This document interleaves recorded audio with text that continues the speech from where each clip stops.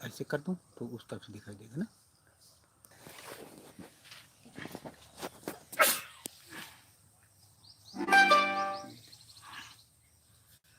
परम श्रद्धेय बाबा जी को प्रणाम करते हुए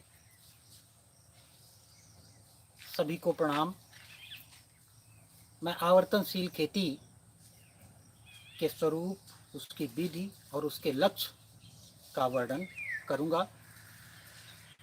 चूंकि मैं कोई प्रवक्ता नहीं हूं, इस वजह से मैं लगातार विषय से भ्रमित न हो जाऊं, इसके लिए मेरी मदद जितेंद्र जी करेंगे, जो मेरे सामने हैं प्रश्न के रूप में। तो सभी को नमस्कार जी। अपना परिचय दीजिए। मेरा नाम प्रेम सिंह है। सब लोग जो विद्या से जुड़े हैं, अधिकांश लोग हम एक दूसरे से परिचित हैं ही। तो मैं आवर्तनशील खेती की व्याख्या करने के पहले उस प्रक्रिया में जाने की कोशिश करता हूं कि कहाँ से शुरुआत हुई इसकी। तो इसकी शुरुआत जैसे हर मानव जन्म से ही अपने पूर्णता के लिए वो लगातार प्रयास करता है, और आदमी के माध्यम से मानवता भी अपने पूर्णता की प्रयास करती है। तो इस तरह से हम भी एक किसान परिवार में जन्मे और किसानी पूरा गांव में रहे, पले बढ़े, किसानी में ही पूरा की पूरी प्रक्रिया रही। हमारा परिवार अथक परिश्रमी परिवार और आत्मसम्मान से भरा हुआ परिवार रहा। और उसी क्रम में जैसे सब लोग पढ़ने जाते हैं, हम भी बाहर पढ़ने गए। जब बाहर पढ़ने गए, अच्छे प्रतिष्ठित विश्वविद्यालय में पढ़े, तो वहाँ देखा कि जिस पूर्णता की तलाश में या जिस वजह से हम पढ़ाई के लिए आए, वो तो यहाँ कहीं दिखाई नहीं देती। न तो जिन पदों की हमारे यहाँ आसपास बड़ी चर्चाएं होती थीं, उन पद वालों के बीच में रहकर देखे, वहाँ पर भी कोई न कोई एक अंदर से कमी जैसी लगी। हमें बहुत आकर्षण महसूस नहीं हुआ। ऐसा लगा कि वो चीज़ जो हम खोज रहे हैं, वो चीज़ यहाँ पर नहीं है। 1986 के आसपास, 87 के आसपास फिर से वापस आ गए गांव। गांव में खेती की शुरुआत की 1987 से, और गांव में रहने लगे। तो गांव में भी वही एक पीड़ा का एहसास हुआ कि कुछ चीज़ें समझ में नहीं आ रही हैं। गांव का जो मनोविज्ञान, सामाजिक और आर्थिक कॉम्प्लिकेशंस थी, वो हम नहीं समझ पा रहे थे। तो हमें लगा कि हम नहीं इसको समझ पा रहे हैं। उसी समय एक ग्रामोदय नाम का एक विश्वविद्यालय खुला चित्रकूट में। तो ग्रामोदय शब्द से थोड़ा सा आकर्षण हुआ कि हो सकता है जिस चीज़ को हम नहीं समझ पा रहे हैं, वहाँ पर बताया जाएगा। इस आशा से 1991-92 में हम चित्रकूट ग्रामोदय विश्वविद्यालय पहुँचे। और संयोग ऐसा रहा कि बाबा भी इसी ग्रामोदय को सुनकर, शब्द को सुनकर वो ग्रामोदय आए। यह 24 फरवरी 1992 की बात है। बाबा ने पूरे विश्वविद्यालय में एक सभा की, और पहली बार जब मैंने सभा में, मैं भी था उसमें, तो पहली बार मुझे जीवन में ऐसा लगा कि जिसकी हम तलाश कर रहे थे, वो अंतर मन में, अवचेतन मन में बैठी हुई जितने प्रश्न थे, उन प्रश्नों के उत्तर इसमें निकले हैं।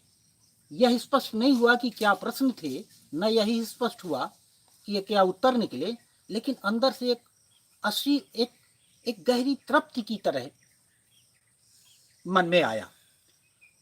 और पहला पड़ाव पूरा हुआ। फिर उसके बाद की घटना है, बाबा जी से संपर्क हुआ, बाबा जी ने मुझे बुलवाया, और फिर काफ़ी देर वार्तालाप हुआ। और पहली मुलाकात में हम इस निष्कर्ष में पहुंच गए, जैसे किसी यात्री को ये पता चल जाए कि बस अब इतने किलोमीटर चलना है। तो वो जो अभी तक की तलाश थी, जिसके न तो लक्ष्य के बारे में हम पता था, यह तो पता था यह ठीक नहीं है, वह ठीक नहीं है, वह ठीक नहीं है, लेकिन ये पता नहीं था कि हम क्या ढूंढ रहे हैं। लगा कि हाँ, लक्ष्य तो यही है, और हम सुताए। और वही वाला फेज आया 1992 से लेकर 1995 तक। लगातार हम अ, ऐसे ऐसे रहे, एक न्यूट्रल अवस्था में। सब चीज़ों की पढ़ाई लिखाई बंद हो गई, तलाश बंद हो गई, लोगों से मुलाकात बंद हो गई। और बाबा जी ने कुछ पुस्तकें दी थी, समझ में बिल्कुल नहीं आती थी या थोड़ा बहुत एक आध लाइन आती थी, तो उसको पढ़ते पढ़ते ये मन में आया कि ये स्थल है।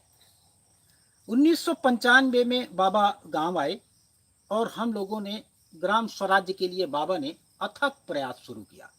एक एक घर में परिवार शिविर, नवयुवकों के बीच में, महिलाओं के बीच में, बुजुर्गों के बीच में, जितने आयामों से, जितने तरीकों से शिविर हो सकते थे हमने किए। आदरणीय साधन भैया, आदरणीय गणेश बागड़िया जी ने अथक परिश्रम किया गांव में। इनके लिए हमारा गांव और हम अभी भी कृतज्ञता और आभार महसूस करते हैं। और बहुत परिश्रम किया 1995 से 2001 तक। 2001 के बाद फिर एक चीज समझ में आई कि जिस चीज के लिए हम प्रयास करते हैं वह चीज भले ही ना हो, लेकिन हमारे अंदर जो समझने की, प्रयास करने वाले के अंदर एक परिवर्तन होना शुरू हो जाता है। तो हमारे समझ में आने की प्रक्रिया थोड़ा सा और गहरी हुई, जिज्ञासा और गहरी हुई, और गहरे से चीज़ों को समझने की कोशिश की। और फिर बाबा जी के साथ में काफ़ी दिनों तक रहे। तीसरा मोड़ आया 2007-8 में। अचानक लोग हमारे पास हमसे मिलने आने लगे। हमें पता नहीं था कि क्या हुआ है, लेकिन कुछ ऐसी अप्रत्याशित चीज़ें होने लगी कि हम स्वयं नहीं समझ पा रहे थे कि क्यों लोग आते हैं। और आते आते 2010 तक एक सम्मेलन हुआ जीवन विद्या का, यहीं इसी स्थल पर। और उस सम्मेलन में व्यवस्था का स्वरूप बाबा ने स्पष्ट रूप से रखा। और उसके बाद से एक स्थिराव, एक प्रक्रिया ये समझ में आई कि अब सह-अस्तित्ववाद को, सह-अस्तित्व की दृष्टिकोण को हर परिप्रेक्ष्य, हर कोण और हर आयाम में एक नए तरीके से, एक विकल्पात्मक स्वरूप, विकल्प के रूप में प्रस्तुत करने की रणनीति बनाना पड़ेगा। तो उसी के तहत आवर्तनशील खेती और हिस्ट्री ऑफ ह्यूमैनिटी, जो बाबा जी ने स्वयं कि मानव के उद्भव और विकास का अभी तक की पूरी यात्रा का एक पिक्टोरियल ग्राफ आया। तो उसके बाद आवर्तनशील खेती आई।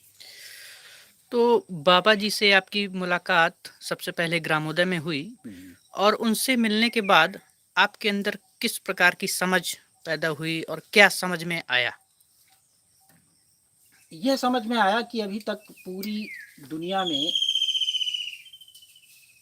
जितनी भर चाहे राजनैतिक, सामाजिक, आर्थिक प्रणालियां हैं, वह दो दृष्टिकोणों से ही प्रभावित हैं। एक का नाम आदर्शवाद है, दूसरे का नाम भौतिकवाद है। अभी और दोनों प्रणालियों में एक दिक्कत है, विशेषकर खेती किसानी की दिक्कत है।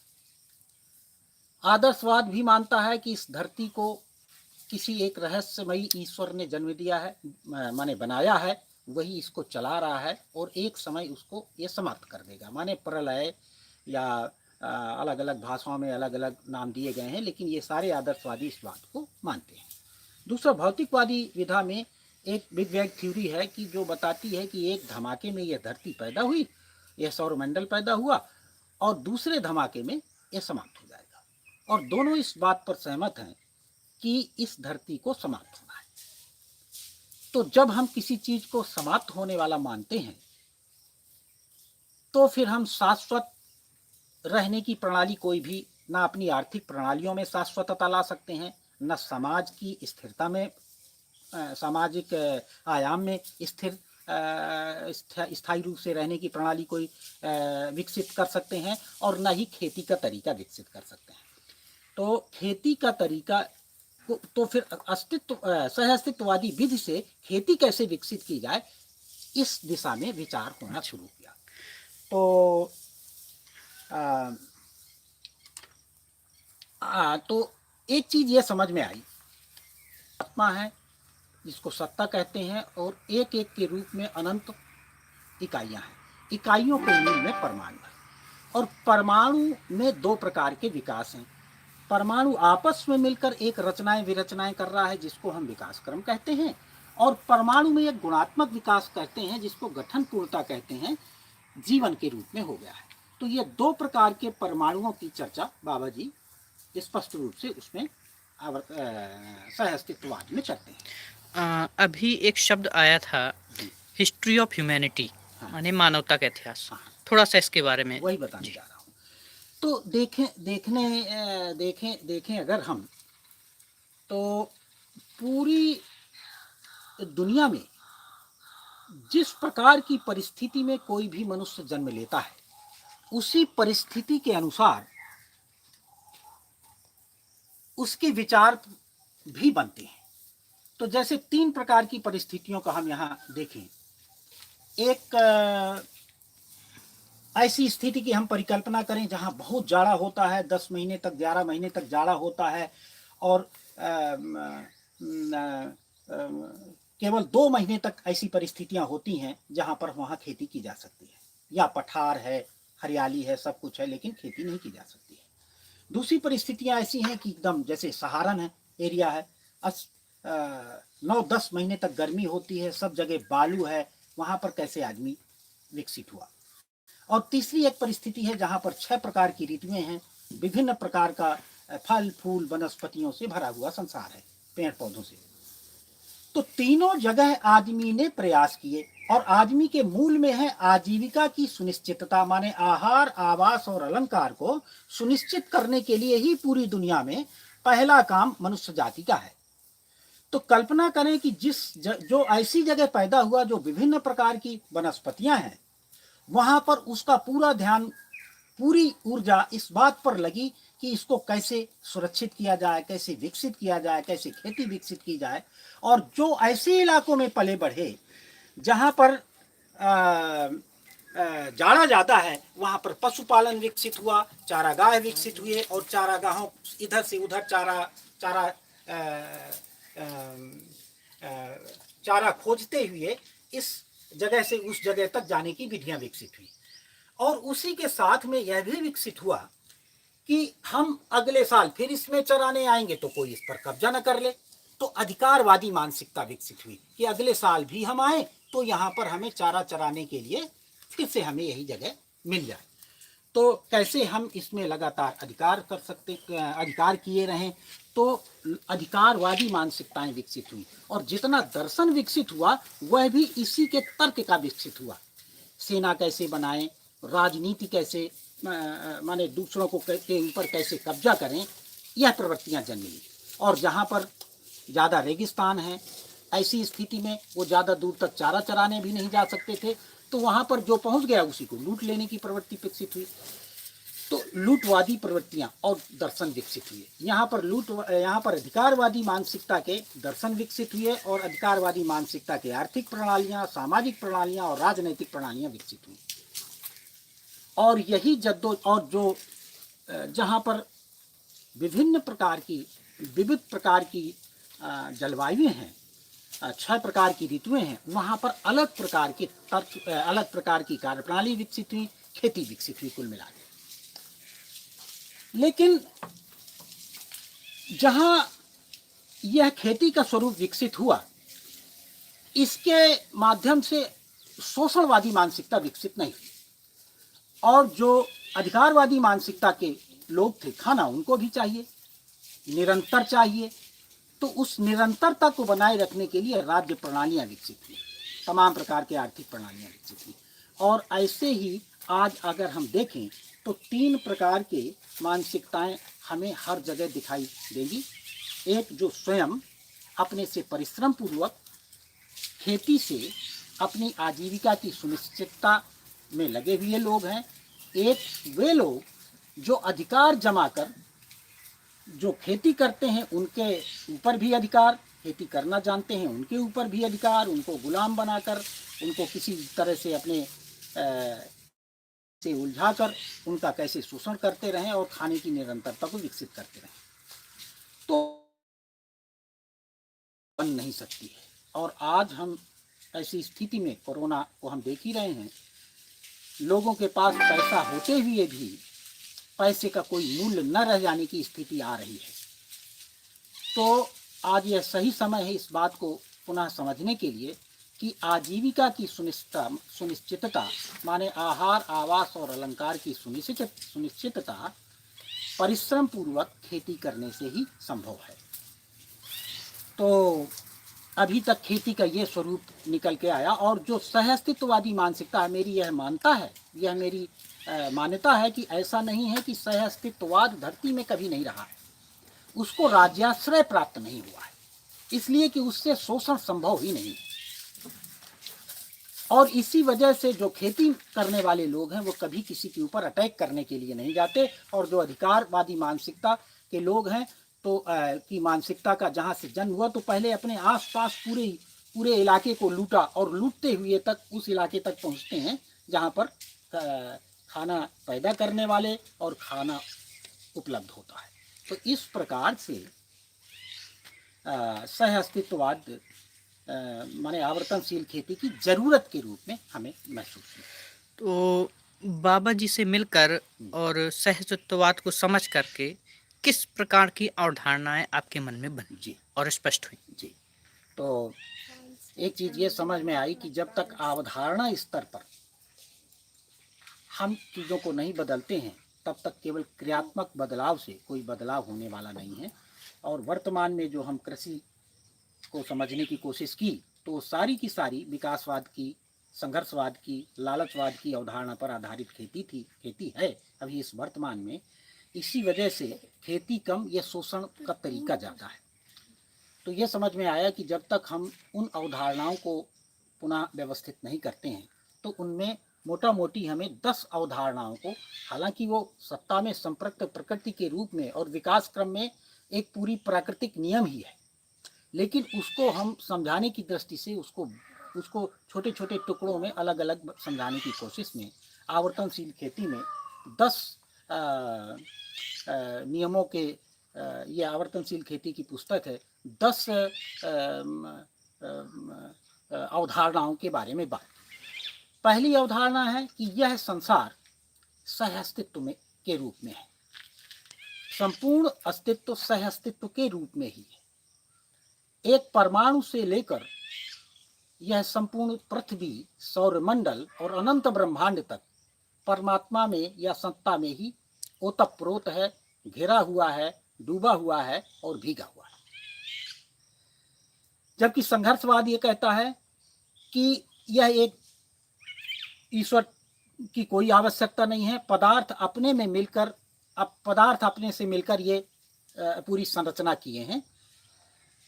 जबकि ऐसा नहीं है, सब कुछ सहअस्तित्व में है और सब स्तर पर सहअस्तित्व है।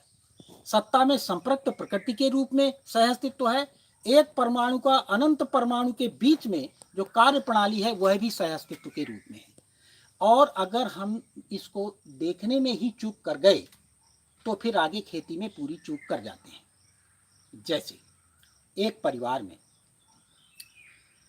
एक माँ है और बेटा है, माँ है और बच्चे हैं, उन दोनों के बीच में हम किसी भी तरह से रिश्ते का विश्लेषण कर सकते हैं। बच्चे को माँ एक बहुत संघर्ष करती है, संघर्षवादी यही कहते हैं कि माँ बड़ा संघर्ष करती है। किसी माँ से पूछें तो माँ की एक खुशी है बच्चे को पालना, बच्चे की प्रसन्नता माँ का सुख है। तो सहअस्तित्ववाद से नजरिया ही पूरा का पूरा बदल जाता है। इसको अगर हम और विस्तार से देखें तो सूर्य का यह पृथ्वी इत्यादि तमाम ग्रह चक्कर लगाते हैं। अभी अवधारणा यह है कि सूर्य इन सबको खींच के रखती है, जबकि हर ग्रह शून्याकर्षण में है। अगर हम खींच के रखते हैं तो दूसरे प्रकार की सोच विकसित होती है। यदि हर ग्रह शून्याकर्षण में है, माने पृथ्वी के चंद्रमा के बीच में भी शून्याकर्षण है, पृथ्वी के दूसरे ग्रहों के बीच में भी शून्याकर्षण है, तो यह स्वेच्छा से एक दूसरे के साथ में काम कर रहे हैं। इस कृतज्ञता जन्मती है और कार्यक्रम साथ साथ जीने के निकलते हैं। सह अस्तित्व इसी तरह से हर जगह सह अस्तित्व के रूप में हमें दिखाई देता है। और खेती तो पूरा का पूरा सह अस्तित्व पर निर्भर है। पेड़ पौधे, पशु पक्षी, वनस्पति, पदार्थ, संसार सब एक दूसरे के सह अस्तित्व के साथ मिलकर ही खेती किसानी का काम करते हैं। इसमें पदार्थ को शोषण करके हम पदार्थ माने प्राणावस्था जीवित रहती है, प्राणावस्था और पदार्थावस्था को शोषित करके ही जीवावस्था शोषित रहती है, और मनुष्य सबका शोषण करता है। इस तरह का संघर्षवाद का सिद्धांत है, जो कि निहायत ही इस सिद्धांत को माने रखकर हम शाश्वत खेती के तरीकों को विकसित नहीं कर सकते हैं, और न ही इस प्रकृति को हम सुरक्षित रख सकते हैं। दूसरा एक सिद्धांत जो इसी का एलाबोरेशन है कि पूरे अस्तित्व में नियम है, नियंत्रण है और संतुलन है। नियम, नियंत्रण और संतुलन करता नहीं है, यह स्वतः उपलब्ध है मध्यस्थ बल के रूप में, मध्यस्थ क्रिया के रूप में। तो जैसे ही कोई इकाई नियम के विपरीत काम करती है तो नियंत्रण शक्ति ऑटोमेटिक उसमें चालू हो जाती है, और संतुलन शक्ति अपने आप उसको फिर से पुनः व्यवस्थित करने के लिए कार्य करना शुरू कर देती है। जबकि संघर्षवाद यह नहीं मानता है। संघर्षवाद यह मानता है कि आप कुछ भी करिए, इसका कोई फर्क नहीं पड़ता है। हमारे मनुष्य के शोषण के लिए ही नदियाँ है, शोषण के लिए ही पहाड़ है, शोषण के लिए ही सब कुछ है। चाहे सब पेड़ों को मार डाले, चाहे किसी को भी मार डाले, तो इसको रोको, कर दो, दूर चले गए। तो तीसरा सिद्धांत है कि हर वस्तु एक निश्चित प्रोपोर्शन में है। तो पदार्थावस्था, प्राणावस्था, जीवावस्था और ज्ञानावस्था का एक निश्चित प्रोपोर्शन है। इस प्रोपोर्शन को यदि हम अध्ययन नहीं करते हैं और इस प्रोपोर्शन को बनाए रखकर खेती नहीं करते हैं तो हम कभी भी शाश्वत खेती नहीं कर पाएंगे। इसी प्रकार चौथा नियम है कि प्रत्येक इकाई अपने में एक व्यवस्था है और समग्र व्यवस्था में भागीदार है। जैसे गाय अपने आप में एक व्यवस्था है, अब हम उसका अधूरा मूल्यांकन करते हैं कि गाय दूध देने के लिए भर है, जैसे संघर्षवाद करता है, या कोई गोबर देने के लिए भर है, जबकि वह गाय इस पूरी व्यवस्था के बने रहने के लिए है। यह गाय व्यवस्था के लिए ही है, और जो कुछ भी वो देती है वह भी एक आयाम है, लेकिन वह इस संपूर्ण व्यवस्था में बने रहने के लिए पर्याप्त है। जितने प्रकार का चारा है, ऐसी कौन सी मशीन होगी पूरी दुनिया में? चारा, घास, सूखी टहनियाँ खाती है और 10 या 12 घंटे में उसको शानदार कार्बन कंटेंट में और माइक्रोब्स में परिवर्तित करके पुनः धरती को दे देती है उसको उपजाऊ बनाने के लिए। इस तरह की कौन सी ऐसी मशीन होगी कि एक मुर्गी प्रतिदिन 50 ग्राम शुद्ध कैल्शियम देती है? दुनिया की कोई मशीन कीड़ा मकोड़ा खाती है, चारा दाना खाती है और शुद्ध रूप से कैल्शियम के रूप में दे देती है। तो हर पशु पक्षी अपना काम इस पूरी व्यवस्था को बनाए रखने में कर रहे हैं, इसको पहचान कर खेती करना जरूरी है। पांचवा नियम है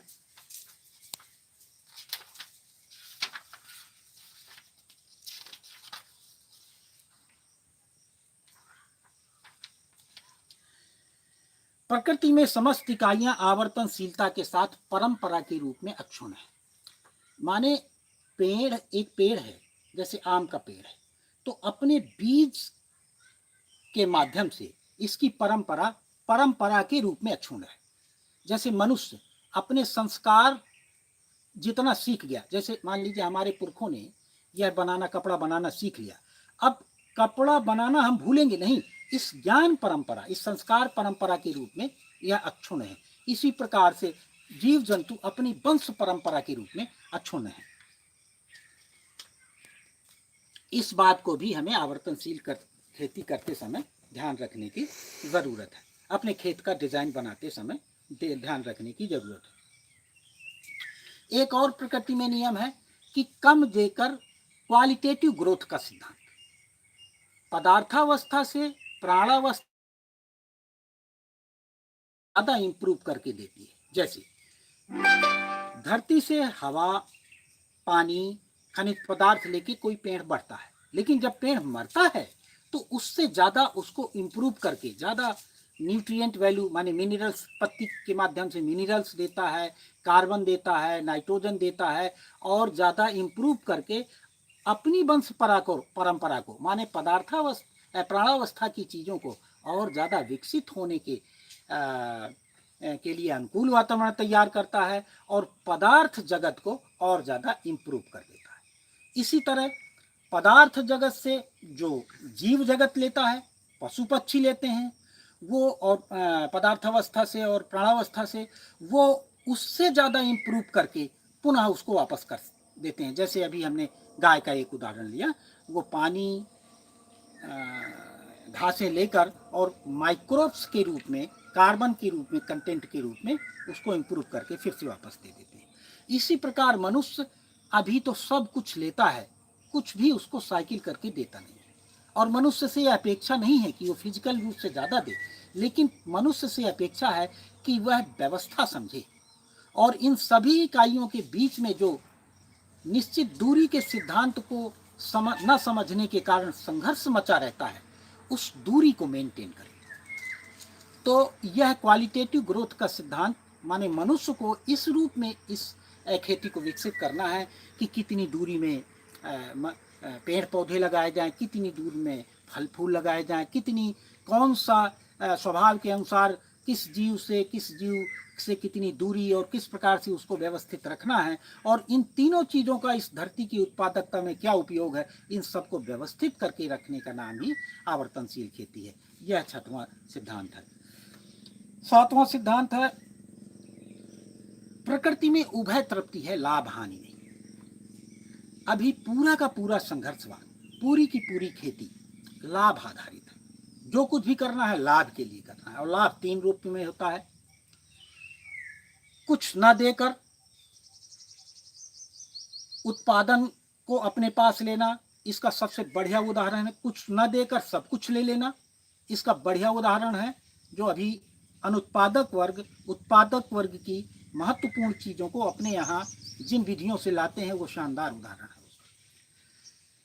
कम देकर ज़्यादा लेना, या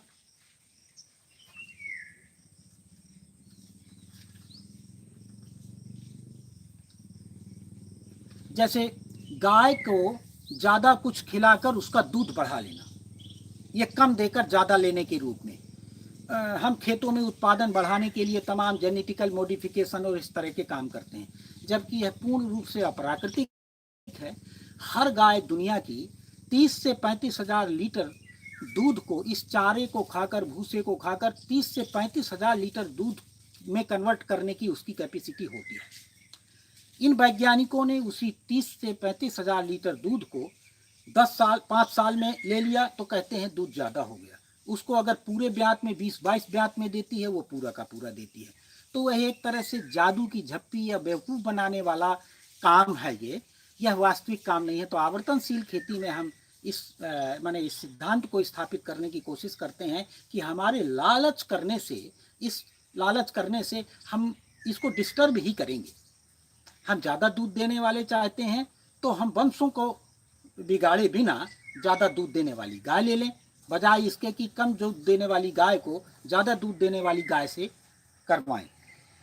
इसी तरह लालच का एक और स्वरूप है कुछ न देकर ज़्यादा लेना। जैसे रासायनिक उर्वरक, धरती को हम कुछ भी नहीं दे रहे हैं, सीधे के सीधे पौधे को देते हैं, और हम माने रहते हैं कि धरती को दे रहे हैं हम खाद के रूप में।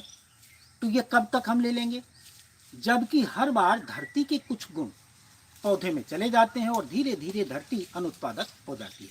तो इन 3 तरीकों से हम लालच आधारित खेती करते हैं, और इसका विकल्प है कि प्रकृति में कहीं लाभ और हानि है नहीं, प्रकृति में सब जगह उभय तृप्ति है। तो उभय तृप्ति पूर्वक खेती करना आवर्तनशील खेती है, लाभ के आधार पर नहीं। 8वां सिद्धांत है प्रकृति में मूल्य, बाबा कहते हैं शून्य है। हमने शब्द का अर्थ ही नहीं समझ में आया, तो फिर उसको हमने दूसरी पुस्तकों में लिखा अमूल्य है। तो जैसे एक आलू का मूल्य कैसे हम आकेंगे, आलू ना हमने पैदा किया, आलू पैदा होता है अपने उसकी एक परंपरा है। जिस खेत में डालते हैं उसकी उर्वरता वो हमने नहीं बनाई है, वो प्रकृति की देन है। उस उर्वरता से आलू पैदा होता है, फलता है, फूलता है, बड़ा होता है, फिर से वो आकार ग्रहण करता है। हमने उसमें सही समय पर मेहनत की तो हम उसके मजदूर हुए। इसी वजह से हम उसके मूल्य लगाने के अधिकारी नहीं हुए। आज तक किसान धरती में इसीलिए इन संपादित वस्तुओं को, बाबा जी इसको कहते हैं कि ये संपादन है। तो संपादन और उत्पादन दो तरह का चीज है। जो प्रकृति अपनी तरफ से देती है उसका नाम संपादन है, और उसमें जब हम अपनी शारीरिक श्रम को, बौद्धिक श्रम को लगाते हैं, मूल्यवर्धित करते हैं, तब वह कहलाता है, तब उसके मूल्य लगाने के हम अधिकारी होते हैं। इसीलिए आवर्तनशील खेती में एक आवश्यक अंग के रूप में इसको प्रोसेसिंग के को हमने जोड़ा, क्योंकि प्रकृति के विरुद्ध है यदि हम प्रकृति की दी हुई चीज को किसी से मूल्य नहीं लगा सकते। ये ठीक माँ की तरह है। जैसे किसी बच्चे के पास यदि खाना नहीं है तो माँ का ध्यान सबसे पहले इस पर जाएगा कि ये खाना खाए। इसी प्रकार किसान है। किसान ने पैदा किया और वो खाने वाले के सामने रख देता है कि भैया तुम्हें जो देना हो दो, लेकिन ये ले। यदि पैसे की जरूरत है तो किसान को उसको अपना शारीरिक और बौद्धिक श्रम लगाना पड़ेगा। इसको बाबा कहते हैं कि कला मूल्य और उपयोगिता मूल्य को स्थापित करना पड़ेगा। यह एक प्राकृतिक नियम है। इसलिए गांव में खेती कर ले जिसकी एक प्रयास किए गए। हालांकि इस प्रयास में समाज सब जगह असफलताएं ही आई। 10वां है स्वायत्तता ही समझदारी का प्रमाण है। अगर इस प्रकार की खेती करता है तो 5 लक्षण स्पष्ट होते हैं। खेती का जो प्लानिंग है वो स्वयं किसान करता है। उसकी खाद अपना, उसका बीज अपना, उसका पानी भौमगत जल, जमीन के नीचे का जल मनुष्य का जल नहीं है, और ना ही उसमें गुणवत्ता होती है। ऊपर का जल जो बरसात का जल है उसको जगह जगह रोके, अथवा कुओं का जल, यह मनुष्य का जल है। इस जल से उत्पादन भी बढ़ता है, तृप्ति भी मिलती है धरती को। और जल माने आवर्तनशील खेती में अंडरग्राउंड वाटर का बहुत बड़ा रोल नहीं है। शाश्वत खेती उससे नहीं हो सकती है। और ऊर्जा, जब तक हम इस फाजिल फ्यूल को यूज करते रहेंगे तब तक आवर्तनशील खेती संभव नहीं है। इसलिए ऐसी ऊर्जा माने जुताई, बुआई, कटाई, मड़ाई आदि में प्रयोग होने वाली ऊर्जा को हम ऐसी ऊर्जा का प्रयोग करें जिस ऊर्जा को हम अपने यहाँ जैसे बैल से चलने वाली सूरज वाली ऊर्जा है, पवन वाली ऊर्जा है, या और भी आविष्कार किया जाए। हमारे पुरखों ने इसके लिए बहुत काम किया, और इस दौरान में बहुत काम इस दिशा में नहीं हुआ है। इस दिशा में जैसे ही मानव जाति का ध्यान जाएगा और खेती सरल हो जाएगी और सहज हो जाएगी। अभी खेती को हम उस ईंधन को केंद्र में रखकर अपने यंत्रों को विकसित कर रहे हैं। इस वजह से हम लगातार पराभव की तरफ जा रहे हैं। हमारा उत्पादन स्टैग्नेंट हो गया है। और अभी एक रिपोर्ट भी आई थी कि अमेरिका में एनर्जी के रूप में यदि हम दोनों को माने जोड़ें कि जितनी ऊर्जा हम व्यय करते हैं खेती करने में और उससे जो उत्पादन में ऊर्जा आती है, उन दोनों ऊर्जाओं का जब मिलान करते हैं तो हम 20 से 30% ऊर्जा के लॉस में जाते हैं हर वर्ष। तो माने ऊर्जा के रूप में यदि परिवर्तित कर लें तो हम यह लक्षण उत्पन्न होते हैं। उसको हमने स्वायत्त किसान का नाम दिया। स्वायत्त किसान के 5 लक्षण, जिसका विचार अपना, जिसकी खाद अपनी, जिसका बीज अपना, जिसकी ऊर्जा अपनी, और जल अपना। जल अपना का मतलब जो भौमगत माने जो बरसात का जल है उसको एकत्र करके या प्राकृतिक प्रवाहों के प्रयोग करके उस जल का प्रयोग करे। इस तरह के स्वायत्त किसानों के लक्षण पैदा होते हैं।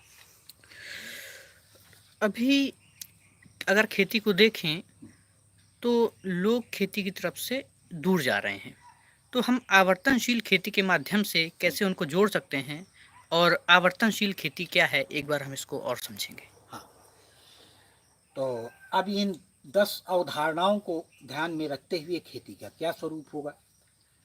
तो ये समझ में आया कि एक निश्चित प्रपोर्शन हमें पेड़ पौधों के लिए खेत में देना पड़ेगा, एक निश्चित प्रपोर्शन हमें पशुओं के लिए देना पड़ेगा यदि हम खेती करते हैं, और एक निश्चित प्रपोर्शन में अपने लिए अनाज, दालें, तेल, सब्जियां, मसाले, जो कुछ भी संभव है उस एग्रो क्लाइमेटिक जोन में जहां पर किसान है उसको स्वयं से पैदा करे।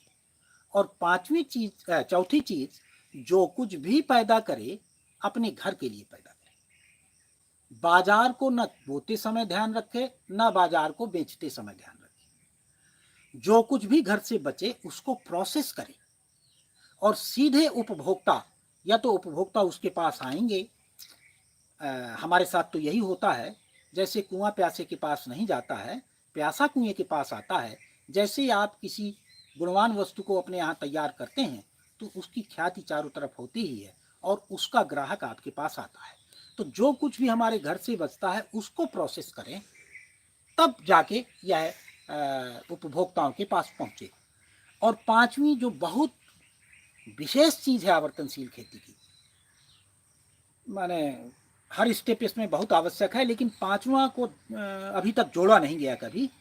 और पांचवी चीज है कि जो कुछ भी हमारे पास है, समूह होता है जहां पर हम खेती करते हैं, हमसे कोई भी कमजोर आदमी है, न्याय, शिक्षा और स्वास्थ्य में उसको अपने बराबर तक लाने के लिए मदद हमारी जिम्मेवारी है। अगर हम उसका कुछ प्रतिशत हिस्सा इस काम में प्रयोग नहीं करते हैं तो हम सामाजिक कनेक्शन लूज कर देते हैं, और सामाजिक कनेक्शन लूज हुआ तो खेती लूज हो जाती है। तो इन 5 स्टेप निकल के आते हैं। इसमें तरीके के ऊपर हम बहुत ज़्यादा चर्चा नहीं करते हैं। अलग अलग जगहों में अलग अलग तरीके से विकसित होते हैं। जैसे कहीं एक पूरे हिस्से में बाग लगाने की बात करते हैं, अगर बड़ा हिस्सा है तो पूरे हिस्से में बाग लगा लें। यदि छोटा खेत है तो उसके लिए मेड़ों में पेड़ लगाए जा सकते हैं। उसमें कुछ तरीके भी बताए गए हैं कि दक्षिण दिशा और पश्चिम दिशा में भारी पेड़ लगाए जाएं, उत्तर और पूर्व दिशा में छोटे पेड़ लगाए जाएं। इस तरह के तमाम छोटे छोटे अनुभवों से निकले हैं। जैसे पेड़ लगे पर लगने ना पाए, माने पेड़ की दूरी आपस में इतनी दूरी हो कि वह पूरे जवान होने तक एक दूसरे में टच ना करें। या अभी जैसे एक और बहुत अच्छा सिद्धांत उन्होंने आदरणीय भारत भूषण त्यागी जी ने, वो भी मुझे बहुत अच्छा लगा कि पेड़ की जो लंबाई है और दोनों पेड़ों की लंबाई के बीच लंबाई के बराबर ऐसे कर दिया जाए, फिर दूसरा पेड़ लगे और उसके बीच में कुछ खेती की जाए। तो ये भी मुझे बहुत अच्छा आइडिया लगा। तो तमाम प्रकार के तरीके विकसित हो सकते हैं, तरीके पर हमारा कोई जोर नहीं है। हमारा जोर ये है कि इस सिद्धांत का पालन हो कि हर खेत में निश्चित प्रपोर्शन हो। और इसको अगर नट सेल में कहें तो उसके 6 सिद्धांत निकले अपने खेत के डिजाइन करने के। पहला सिद्धांत है आत्मनिर्भरता। जब कोई भी काश्तकार अपने खेत को डिजाइन करे तो ये ध्यान रखे कि उस खेत में लगने वाले खाद, बीज, पानी या जो कुछ भी लगता है उसी खेत से आए। दूसरी आत्मनिर्भरता, घर को लगने वाली सारी चीजें भी उसी खेत से आए, तो दोनों तरफ से आत्मनिर्भर हो। दूसरा सिद्धांत है उर्वरता का सिद्धांत, माने जमीन की उर्वरता प्रतिवर्ष बढ़े घटे नहीं। ये कैसे होगा? इसके लिए एक सिद्धांत निकला कि हम जो कुछ भी खेत से लेते हैं उसको तौलें। वो तौल होती ही है। मान लीजिए 1 एकड़ में हम दोनों फसल में 40 कुंटल या 50 कुंटल कोई चीज़ लेते हैं, तो 50 कुंटल हमने पूरा कार्बन कंटेंट लिया। अगर हम आवर्तनशील खेती करते हैं और उसकी उर्वरता को अक्षुण्ण बनाए रखना चाहते हैं तो हमें 60 से 70 कुंटल कार्बन कंटेंट फिर से वापस करना पड़ेगा। वो कार्बन कंटेंट कहाँ से आएगा? यही सिद्धांत आवर्तनशील खेती में निकलता है कि फिर कितने जानवर रखने हैं 1 एकड़ में। तो 40 की जगह हमें 50 कुंटल देना है, तो एक गाय कितना गोबर देती है प्रतिदिन? लगभग 20 किलो। उस हिसाब से हम जोड़ लें पूरे साल भर में, गोबर तो उसको हर दिन देना है, तो 365 दिन में 700 कुंतल के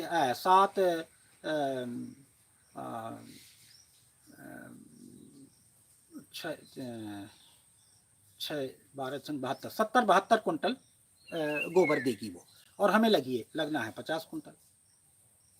तो एक गाय ही दे दी गई। अभी उसमें हमें पत्तों की टहनियाँ होंगी, फसल अवशेष होंगे, उन सारे फसल अवशेषों को मिलाकर उसको हम कंपोस्ट बनाकर जब हम देते हैं और ज़्यादा उपयोगी हो जाती है, और ज़्यादा उसकी मात्रा बढ़ जाती है।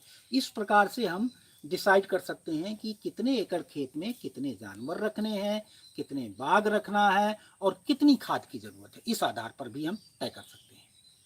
तो उर्वरता को बनाए रखना है। तीसरा सिद्धांत वही बता दिया जो मैंने, निश्चित प्रोपोर्शन का सिद्धांत, प्राकृतिक संतुलन को बनाए रखने वाला। प्राकृतिक संतुलन भी एक अलग चीज़ है, इसको समय रहा तो बाद में हम इसकी व्याख्या करेंगे कि अभी विधि से जिसको क्लाइमेटिक चेंज कहते हैं, यह भी दृष्टिकोण का अंतर है। यह प्राकृतिक असंतुलन है, क्लाइमेटिक चेंज नहीं है, क्लाइमेट चेंज नहीं है, यह असंतुलन है। और कैसे संतुलन होता है इसको हम बाद में बताएंगे, अगर समय रहे तो मुझे बता देना, ठीक है ना। तो तीसरा सिद्धांत है निश्चित प्रोपोर्शन को बनाए रखना। चौथा सिद्धांत है पौष्टिक आहार। जब हम इस तरह से खेती करते हैं तो आहार की पौष्टिकता अपने आप बन जाती है। पांचवा सिद्धांत है अधिक।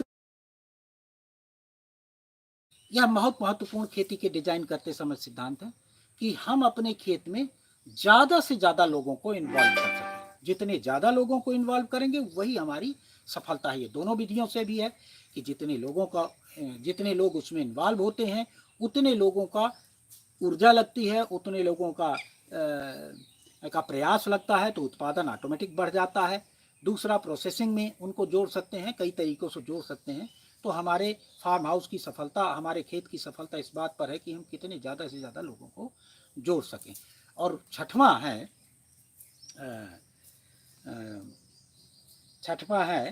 कि यह किसानों की ही जिम्मेदारी है कि पूरी दुनिया में कोई भूखा ना मरे। तो ऑप्टिमम प्रोडक्शन के सिद्धांत का पालन करना, माने आवर्तनशील खेती जो करता है उसको इस बात का सदैव याद रखना है कि प्रोडक्शन घटने न पाए, जितना ऑप्टिमम लेवल हो उसको प्राप्त करे। इन 6 सिद्धांत निकल के आते हैं आवर्तनशील खेती के डिजाइन का। ये तो आवर्तनशील खेती हो गई। हम थोड़ा सा जानना चाहेंगे कि खेती किसको कहें, क्योंकि अभी तो खेती को करके बहुत सारी चीज़ों में हमने वृद्धि भी कर ली है, जैसे बीमारियों में वृद्धि की है, पंजाब में फलस्वरूप कैंसर ट्रेन चलने लगी। तो खेती किसको कहेंगे? बहुत बढ़िया, सही बात है। अभी इन दोनों दृष्टिकोणों से देखिए, आदर्शवादी विधि से तो खेती आती ही नहीं है, माया है ये संसार। तो जब हम व्यवहार को माया ही मान लेते हैं तो खेती का कोई स्वरूप दुनिया की किसी धार्मिक किताब में मिलेगा नहीं। इन भौतिकवादी किताबों में जो खेती का स्वरूप नहीं है, ये खेती माने धरती को शोषण करने की विधियां हैं, और इसीलिए खेती की कोई परिभाषा नहीं दे पाए। आवर्तनशील विधि से खेती की परिभाषा निकलती है भूमि की उर्वरता को बनाए रखते हुए, प्राकृतिक सामाजिक नियमों का पालन करते हुए, सामाजिक उत्तरदायित्वों का निर्वाह करते हुए, अपने परिवार के लिए रोटी, कपड़ा, मकान और दवाई पैदा करने का नाम खेती है।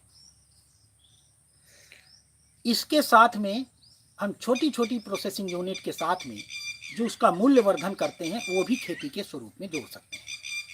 तो खेती की परिभाषा आवर्तनशील विधि से यह निकल के आती है कि भूमि की उर्वरता को बनाए रखते हुए, प्राकृतिक नियमों का पालन करते हुए, समाज के उत्तरदायित्वों का निर्वाह करते हुए, परिवार के लिए रोटी, कपड़ा, मकान पैदा करना एवं प्राकृतिक वस्तुओं को मानवोपयोगी बनाने की कला को विकसित करने का नाम खेती, आवर्तनशील खेती है।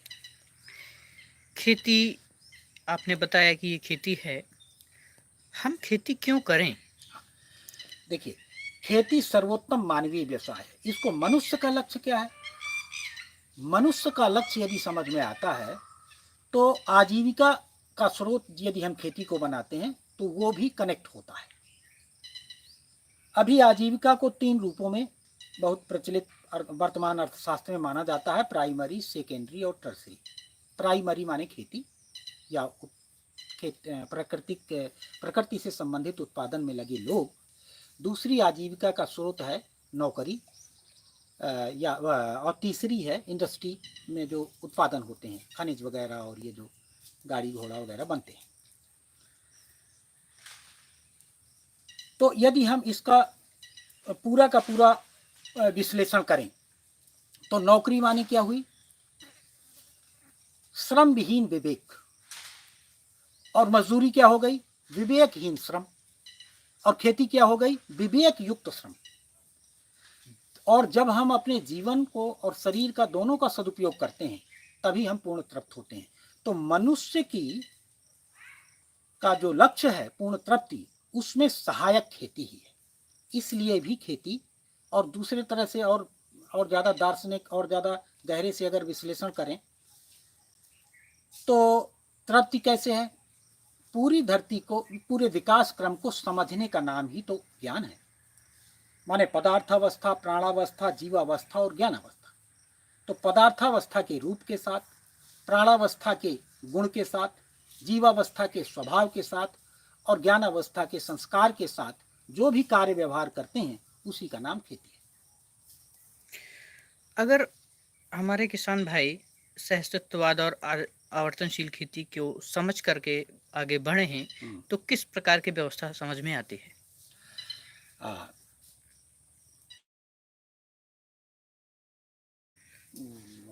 मतलब मैं प्रश्न नहीं अभी पूरा समझ पाया।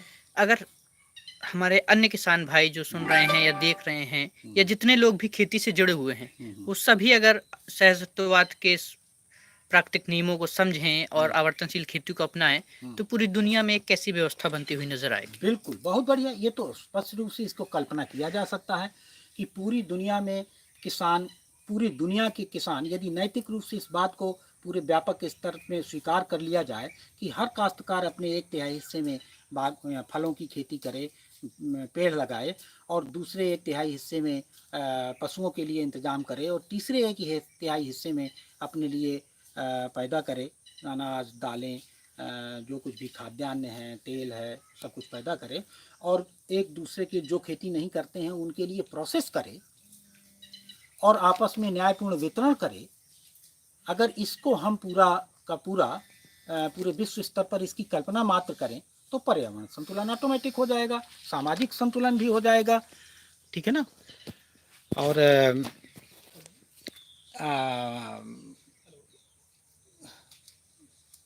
और सब प्रकार से पूरी धरती में प्राकृतिक और सामाजिक दोनों संतुलन हम प्राप्त कर सकते हैं।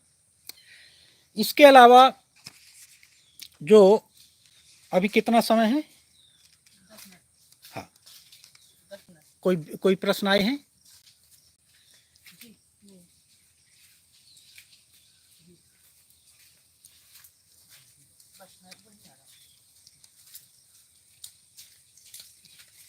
ठीक है ना। देखो प्रश्न आए हो तो कोई देखो। तो आपने जब खेती शुरू की 5 मिनट में हम उसमें जान लेंगे। और अब आपके पास कितनी बड़ी खेती है, कितनी जोत है और उसमें किस किस प्रकार का उत्पादन लेते हैं और क्या क्या चीज़ें हैं, इसको जानेंगे हम लोग अगले 10 मिनट में। बजाय इसके कि हम इसको लें, एक महत्वपूर्ण मुद्दा और है कि खेती करते समय किन किन चीज़ों को समझ में आना चाहिए, क्योंकि अभी इसके बाद से बहुत सारे लोग खेती करना चाहते हैं लेकिन उनको पता ही नहीं होता है, तो एक भय बना रहता है कि हम खेती में सरवाइव कर पाएंगे कि नहीं सरवाइव कर पाएंगे। तो उनमें प्रारंभ में कौन कौन सी चीज़ों को जानने की ज़रूरत है, इन सब चीज़ों का भी हम 5 मिनट में वर्णन कर दें। तो 7 चीज़ों का ज्ञान खेती करते समय होना चाहिए। नंबर 1,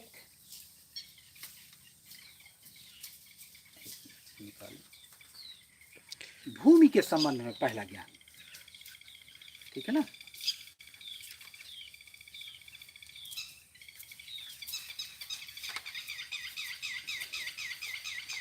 जमीन के संबंध में पहला ज्ञान बहुत आवश्यक है कि जमीन की हम पहचान कैसे करें कि यह मैं खेती करने के पहले हमें ज्ञान होना चाहिए कि ज़मीन कितने प्रकार की होती है, उसका विकास क्रम कैसा होता है, किस प्रकार की ज़मीन में क्या फसलें पैदा होती हैं। तो ज़मीन के संबंध में पूरी जानकारी होनी ज़रूरी है। दूसरा, हमें जानकारी होनी चाहिए उर्वरता, उस ज़मीन में उर्वरता कैसे बढ़े, इस बात का, और उसमें क्या क्या होता है, उर्वरता है क्या। तो वहाँ पर भी एक निश्चित प्रपोर्शन का ही खनिज का, माइक्रोब्स का, कार्बन का और नाइट्रोजन का, सॉइल लाइफ का एक निश्चित प्रोपोर्शन का नाम ही खनिज है, उर्वरता है। उस निश्चित प्रोपोर्शन को प्राकृतिक रूप से लगातार बनाए रखने की विधि का भी ज्ञान हो तो हम इस भय से मुक्त हो जाते हैं कि उत्पादन हमारा कम होगा। जब तक हम उर्वरता का ज्ञान नहीं है तब तक हमें भय बना रहता है कि उत्पादन होगा नहीं, होगा कि नहीं होगा, और उसको पहचान के भी तरीके हैं। तीसरा, जलवायु और जल की उपलब्धता और ऋतुओं का ज्ञान, किस प्रकार से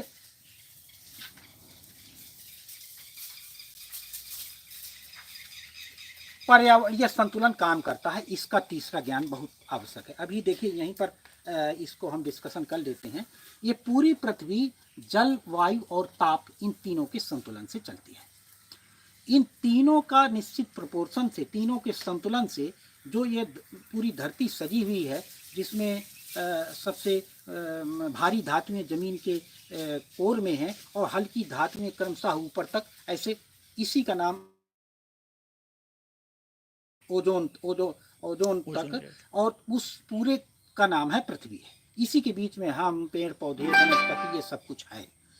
और ये तीनों को संतुलित बनाए रखने में शीत, वायु और जल का काम है। तो कैसे काम करते हैं देखें। तो जहाँ जहाँ गर्मी ज़्यादा होती है या ठंडी ज़्यादा बढ़ती है, हवा उसी क्रम से अपने साथ में, यदि गर्मी ज़्यादा हो गई तो अपने साथ में बादलों को लेकर जाती है और उस स्थान को ठंडा करती है। और जहाँ ज़्यादा शीत हो गई वहाँ पर गर्म हवाएं लेके जाती है और पानी लेके जाती है, उसको मेल्ट करती है। और इस प्रक्रिया को लगातार लगातार पूरी पृथ्वी के अंदर बनाए रखती है। यही प्रक्रिया हमारे खेती में काम आती है। इसी तरह से यह शरीर चलता है। माने वात, पित्त, कफ तीनों के संतुलन से जिस प्रकार शरीर चलता है, उसी प्रकार शीत, वात और जल के संतुलन से ये खेती होती है। इसके ज्ञान को और ये जो माने पेड़ पौधे, वन वनस्पति का पूरा ज्ञान कि किस जलवायु में कौन सा पेड़ होता है, कब लगाया जाता है, इस सब चीज़ का ज्ञान करना पड़ता है। तो उसमें अगर हम ये समझ लेते हैं कि पर्यावरण कैसे काम करता है, तो हम सफल होते हैं कि कैसे इसको संतुलित रखा जाए। तो हमें ताप को संतुलित रखना है, और ताप ही हमारे हाथ में है, न जल हमारे हाथ में है, न वायु। हम यहाँ चाहें कि हवा चल जाए तो नहीं चलेगी, हम यहाँ चाहें कि जल पानी बरस जाए तो नहीं बरसेगा, लेकिन हम यहाँ चाहें कि ताप घट जाए तो हम ताप बढ़ जाए तो हम कर सकते हैं। तो हमारे खाना बनाने के तरीके, रोज़मर्रा में जो हम ऊर्जा का प्रयोग करते हैं, खेती करने में जो ऊर्जा का प्रयोग करते हैं, इसके संतुलन से हम पर्यावरण संतुलित रख सकते हैं। यह ज्ञान बहुत आवश्यक है खेती करते समय। चौथी चीज़, स्थानीय बीज परंपरा का ज्ञान। इस पूरे क्लाइमेटिक जोन में कौन कौन से बीज पीढ़ियों से हमारे पुरखों द्वारा विकसित, संरक्षित किए गए हैं, इम्प्रूव किए गए हैं, उसका ज्ञान हो। पांचवी चीज ज्ञान होना चाहिए परिवार की आवश्यकताओं का। अभी जो सबसे बड़ा प्रॉब्लम है, कोई भी परिवार अपनी आवश्यकताओं की जांच नहीं करता है, और वो सुन के अब हमें ये चाहिए, अब हमें ये चाहिए, इस आधार पर वो दौड़ता घूमता रहता है। यही उसकी बहुत बड़ी परेशानी है, और इसी वजह से खेती के में ना आने का भ्रम पैदा होता है। तो बहुत सारी चीज़ें हैं जो हम खेती से सीधे पैदा कर सकते हैं, बहुत सारी चीज़ें हैं जो हमें पैसे से मिलती हैं, खेती से नहीं पैदा कर सकते। फिर हम उसमें संतुलन बना सकते हैं कि जो चीज़ें हम खेती से पैदा कर सकते हैं वो खेती से पैदा कर लें, उसको हम कैश वैल्यू में क्यों जोड़ते हैं। फिर इसके बाद हमारी जो ज़रूरतें हैं उसके लिए हमें पैसा चाहिए। तो अपनी आवश्यकताओं का विधिवत अध्ययन होना ज़रूरी है खेती करने के पहले। यह उन लोगों के लिए ज़्यादा कारगर है जो खेती में आना चाहते हैं। और पांचवी चीज़ है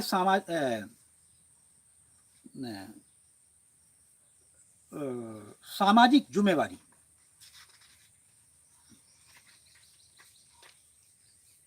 हाँ, सॉरी, पांचवी चीज है विविध फसलों का फसल चक्र। अभी एक ही प्रकार की मोनोक्रॉप कल्चर का पैटर्न चल रहा है।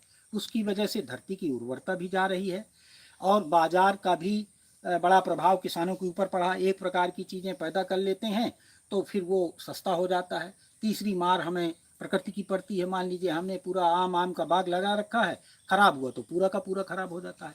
तो प्रकृति से बचने के लिए, बाजार से बचने के लिए और ज़मीन की उर्वरता, तीनों को बचाए रखने के लिए और परिवार की सारी विविध आवश्यकताओं की आपूर्ति के लिए फसल चक्रों का, बहुविध फसलों का, मिश्रित खेती का, इसका ज्ञान बहुत आवश्यक है।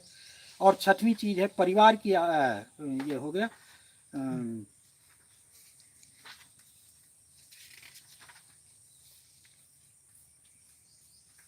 ठीक है ना। और सातवां उत्पादन और संपादन का, यह ज्ञान बहुत आवश्यक है कि जो प्रकृति प्रदत्त वस्तुएं हैं उसका हम मूल्य लगाने में सक्षम हो ही नहीं सकते। तो कुछ ना कुछ अपने परिवार में, किसान परिवार में, एक किसी न किसी चीज़ की प्रोसेसिंग में स्पेशलाइजेशन या बहुत चीज़ों में कर सके तो और अच्छा है। इस ज्ञान की बहुत आवश्यकता है। आखिरी के 3 मिनट में हम ये जानेंगे कि किन किन बातों की सावधानियां भी खेती करते समय बरतनी है। हाँ, खेती करते समय 4 सावधानियां बहुत ज़रूरी है। बाजार की चालाकी से सावधान रहें। बाजार का नियम है ज़्यादा उत्पादन हो जाएगा तो दाम घट जाएगा, कम उत्पादन होगा तो दाम बढ़ेगा। तो इससे कैसे बचें? इसको 3 तरीके से हम बाजार बहुविध माने मल्टीपल प्रोडक्शन, मोनोक्रॉप के बजाय मल्टीपल प्रोडक्शन करें। 1 साल तक अपने यहाँ अपने प्रोडक्ट को रोक कर रखने की क्षमता विकसित करें। और तीसरा तरीका है प्रोसेस करें। दूसरी संकट है सरकार को अपनी सेना को खिलाना है, जेल में कैदियों को खिलाना है। और इसके लिए पूरा का पूरा नाटक अनादिकाल से अभी तक चला आ रहा है। किसानों से इसको लेना है।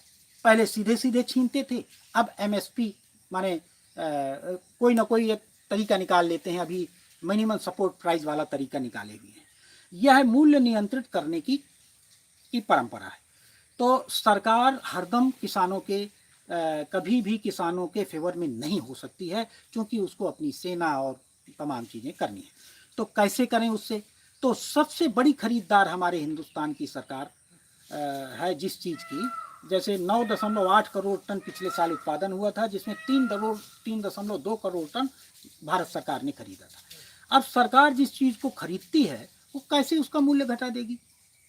तो उससे बचने का उपाय है कि जिसको सरकार खरीदती है, जिन जिन चीज़ों का मूल्य नियंत्रण करती है, उसको अपने भर के लिए पैदा करें और बाकी चीज़ें, दूसरी चीज़ें पैदा करें अपने परिवार और रिश्तेदारों के लिए। और तीसरा संकट है बैंक की ब्याज निरंतर चलती है। यदि कोई कर्ज लेके खेती करता है तो खेती में कभी भी सफल नहीं हो सकता है। तो माने बाजार से सावधानी, सरकार से सावधानी, बैंक की ब्याज से सावधानी और प्रकृति से सावधानी। प्रकृति का जो बदलता स्वरूप है और उसके नियम है, इसको भी सावधानी से जांचे। और इसमें भी मल्टीपल प्रोडक्शन से, माने मिश्रित खेती से, इससे निजात पाया जा सकता है। कई प्रकार की फसलें पैदा करने से कुछ न कुछ नुकसान होगा, कुछ न कुछ बचा रहता है। ये 4 सावधानियाँ। धन्यवाद, सबने ध्यान से सुना। इसके लिए आपने सबने समय दिया, इसके लिए मैं सबका आभारी और कृतज्ञ हूँ। और विशेषकर राकेश भैया का, जिन्होंने आप सबके सामने प्रस्तुत होने का अवसर दिया। इस बात के लिए मैं पुनः क्षमा प्रार्थी हूँ कि मैं कोई प्रवक्ता नहीं हूँ और 1 घंटे तक लगातार बोल पाना एक निश्चित विषय पर, यह हमारे लिए संभव नहीं था। लेकिन जैसा भी बना आपके सामने प्रस्तुत है। यदि कोई गलतियाँ हैं तो मेरी, यदि खूबियाँ हैं तो सहअस्तित्ववाद की। धन्यवाद।